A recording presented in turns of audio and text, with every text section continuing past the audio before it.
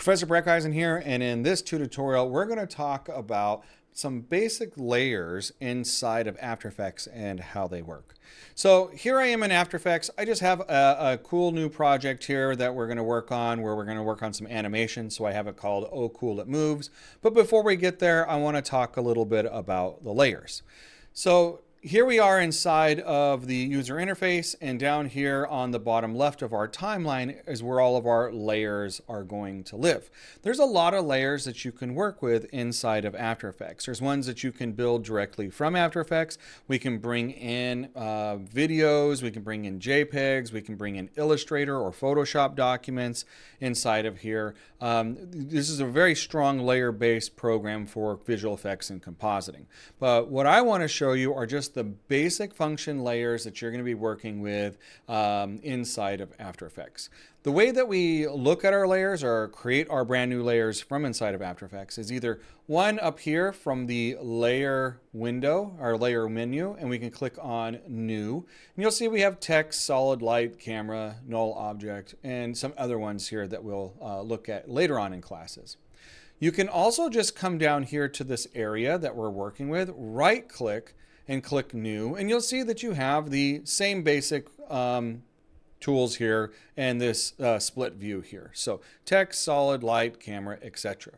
In our case, what I want to do is I'm going to start with new, and I'm going to use a text layer. And as soon as I click that, we'll see here we have an empty text layer because there's no text in it. And we have this little red line here in the center of our composition. This little red line here is not an object. It's not something that we're going to be working with. It's just a place that when we start typing, it'll tell us where it is. So I'm going to type in hello, just like that. And whatever default settings that your system has at the time is what you're going to see. So in this case, I have a text layer that says hello, and I want to manipulate this layer in order to, or at least the text. To do that, I'm going to come over here to the properties for this text layer. If you don't see these, you might want to come up to Window or View and make sure that you have properties selected and that you have the right, well, that's not really going to be inside of View, it's just going to be here inside Properties that you're going to have selected. And you also want to make sure that you have the layer selected. Notice I do not have it selected and I don't see anything, but as soon as I click it, now I have the ability to select those.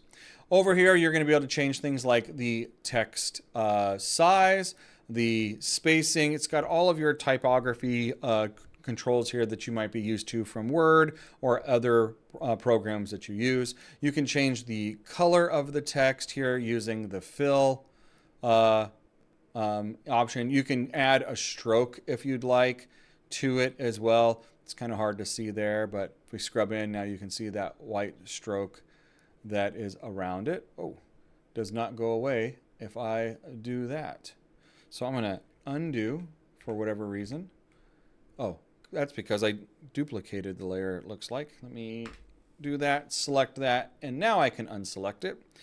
Shift question mark to go back to here, select the layer again. And there's a lot more that I can do here. I can add like all caps or use like small caps, things like that. Change the font if I want to as well. So there's a lot of ways that I could work with this font. Inside the layer, I'm going to have my transform properties down here. And one of those transform properties you're going to see is scale. I don't recommend changing the size of your font with the scale. Sometimes with certain fonts, this can get kind of pixelated. So you might want to keep that at 100%, select your font, and then use the pixels or the font size up here to do that for you. Just depends on the font and how it's going to work. So that's really the text font or the text layer. If you want to change, you can click inside here. Notice that I can come in here and change, and I can go hello, right? Or I can always double click and open the whole thing like that. Okay, there's a lot of ways to do this.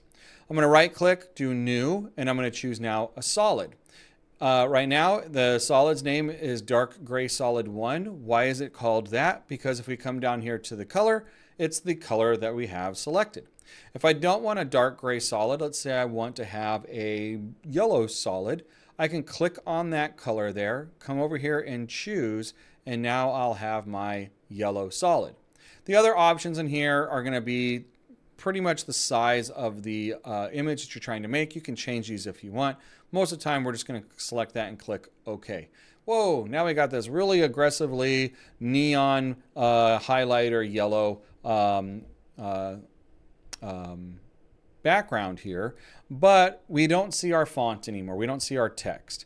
That's because down here on the bottom left, we are now using, we have to think about After Effects as a layer-based program, and whatever is on top is what we're going to see. So the hello is underneath this big solid, which means we can't see it. So I can just come in here and reorder it, and as soon as I do that, hello is up there on top, and I'm ready to work with this image as I need to. Other things that I might have in here are lights, cameras, null objects, shape layers.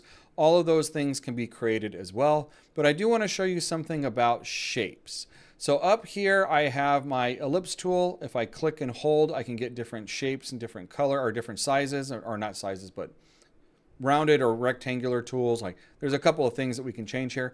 I'm just going to stick with this ellipse tool, and I'm going to come down here and I want to create a new shape layer just of my of a circle. So I'm going to have it circle around hello.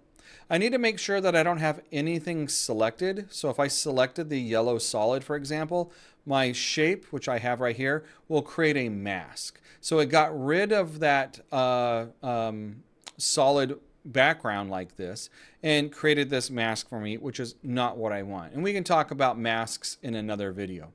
So if you do not have anything selected, we can come up here and we can now create that circle just like this. Now, again, you can't see it because it is on top of my text. So if I move my text to the top, you can barely see it.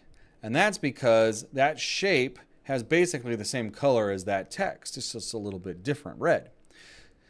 This layer, just like our text layer we can manipulate over here, this layer we can actually manipulate up here. So there's a lot of controls throughout After Effects for different areas. So I'm going to select here, instead of this fill color of red, I'm going to click on this red, and I'm going to come in here and maybe choose, I don't want to do that color. I want to do more of a, I don't know. Sometimes this hurts people's eyes.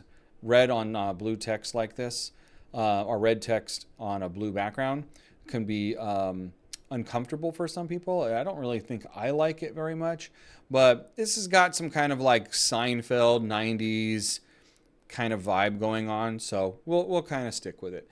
So now I have that shape behind here with this text on top and that solid. At the end of the day, I'm going to bring in now a Photoshop document. Okay, as soon as I bring in this Photoshop document, we'll see here that it comes preloaded with a bunch of layers already in there for me. And I'm just going to open this up, and we're going to see here that I've got the layers of my Photoshop document inside of here. Okay, so they came in turned off because that's what it was like inside of that document. So you can see that I can bring in all kinds of things. I can have layers already created for me. I can create my own layers. There's a lot of ways that you can work with layers inside of After Effects, and that's basically how they work. The most important thing to remember is that they are layer-based, meaning that they're stacked. So whatever's on the top is going to be covering whatever's on the bottom, if it does actually cover it. So have fun with layers, have fun with the projects you're working on. I look forward to seeing them, and I'll see you in the next video.